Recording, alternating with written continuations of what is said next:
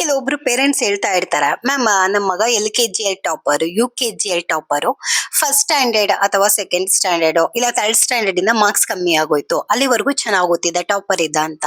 LKG UKG ನಲ್ಲಿ ಅವರು topper ಅಂತ ನೀವ್ ಹೇಳೋದಿಕ್ಕೆ ಅವ್ರಿಗೆ ಏನಿರುತ್ತೆ ಅಲ್ಲಿ ಬರೆಯೋದಿಕ್ಕೆ, ಕಲಿಯೋದಿಕ್ಕೆ? ABCD, A, numbers 1 2 3. So obviously ಆ ಟೈಮಲ್ಲಿ ಮಕ್ಕಳು ಎಲ್ಲ ಆಕ್ಟಿವ್ ಆಗಿ ಚೆನ್ನಾಗಿ ಕಲಿತಾರೆ. ಆಮೇಲೆ ಹೋಗ್ತಾ ಹೋಗ್ತಾ ಆಕ್ಚುಲಿ ರಿಯಲ್ ಬೇಸಿಕ್ ಸ್ಟಾರ್ಟ್ ಆಗೋದು. ಫಸ್ಟ್ ಸ್ಟ್ಯಾಂಡರ್ಡ್ ಇಂದ ಫಿಫ್ತ್ ಸ್ಟ್ಯಾಂಡರ್ಡ್ ವರೆಗೆ ನೀವು ನಿಮ್ಮ ಮಕ್ಕಳ ಬಗ್ಗೆ ತುಂಬಾ ಕಾನ್ಸಂಟ್ರೇಟ್ ಇಟ್ಟು ಹೇಳ್ಕೊಡ್ಬೇಕು. ಏನ್ ಮಾಡ್ತಾರೆ, ಸ್ಕೂಲಲ್ಲಿ ಕಮ್ಮಿ ಏನಾದ್ರೂ ಮಾರ್ಕ್ಸ್ ಆಗುತ್ತೆ, ಮಾರ್ಕ್ಸ್ ಕಮ್ಮಿ ಆಗ್ಬಿಡ್ತು ಅಂತ ಅಂದ್ರೆ ಹೋಗ್ಲಿ ಬಿಡಿ, ಚಿಕ್ಕ ಮಗು ಅಲ್ವಾ, ನೆಕ್ಸ್ಟ್ ಟೈಮ್ ತೆಗಿಯುತ್ತೆ. ನೀವು ಅವಾಗ ಏನ್ ಮಾಡ್ತೀರಾ, ಓಕೆ ಚಿಕ್ಕವರು ನೆಕ್ಸ್ಟ್ ತೆಗಿತಾರೆ, ನೆಕ್ಸ್ಟ್ ಕಲಿತಾರೆ. ಇಲ್ಲ, ನೀವು first standard to fifth standard ನಿಮ್ಮ ಮಕ್ಕಳಿಗೆ ಫುಲ್ಲು ಕಾನ್ಸಂಟ್ರೇಟ್ ಮಾಡಿ ಬೇಸಿಕ್ ನ ನೀಟಾಗಿ ಹೇಳ್ಕೊಡ್ಬೇಕು. ಬೇಸಿಕ್ ಅವರು ನೀಟಾಗಿ ಕಲಿಬೇಕು. ಇನ್ ಕೇಸ್ ಸಿಕ್ಸ್ತ್ ಸೆವೆಂತ್ ಅಲ್ಲಿ ಮಾರ್ಕ್ಸ್ ಕಮ್ಮಿ ಆಯ್ತು ಅಂದ್ರೆ ಇಟ್ಸ್ ನೋ ಪ್ರಾಬ್ಲಮ್. ಅವ್ರಿಗೆ ಬೇಸಿಕ್ ಚೆನ್ನಾಗಿತ್ತು ಅಂದ್ರೆ ಅಕಾಡೆಮಿಕಲಿ ನೆಕ್ಸ್ಟ್ ಇಯರ್ ಅವ್ರನ್ನ ನಾವು ಪಿಕಪ್ ಮಾಡ್ಕೋಬಹುದು.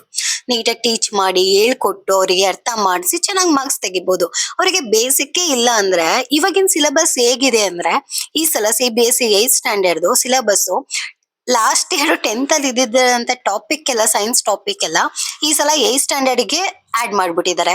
ಸೊ ಸಿಲೆಬಸ್ ತುಂಬಾ ಡಿಫಿಕಲ್ಟ್ ಇದೆ. ಸೊ ಅವ್ರಿಗೆ 8th standard CBSE syllabus difficult ಇರುತ್ತೆ, ಅದನ್ನ ಟೀಚ್ ಮಾಡ್ಬೇಕು.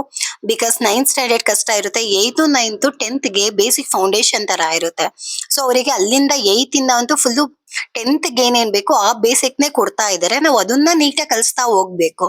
ಸೊ ಇವಾಗ ಅವ್ರಿಗೆ ಅಡಿಷನ್ ಸಬ್ಟ್ರಾಕ್ಷನ್ ಎಲ್ಲ ಹೇಳ್ಕೊಂಡು ಕೂರುವಷ್ಟು ಟೀಚರ್ಸ್ಗೂ ಟೈಮ್ ಇರಲ್ಲ. ಯಾಕೆಂದ್ರೆ ಸಿಲೆಬಸ್ ಅಷ್ಟೊಂದು ಜಾಸ್ತಿ ಇದೆ, ಅದನ್ನ ಕಲ್ಸೋದೇ ಆಗುತ್ತೆ ಮಕ್ಕಳಿಗೆ. ನೀವು ನಿಮ್ಮ ಮಕ್ಕಳ ಬಗ್ಗೆ ಯಾವಾಗ ಕೇರ್ ಮಾಡ್ಬೇಕಂದ್ರೆ first standard to fifth standard ನೀಟಾಗಿ ಬೇಸಿಕ್ ಹೇಳ್ಕೊಡಿ.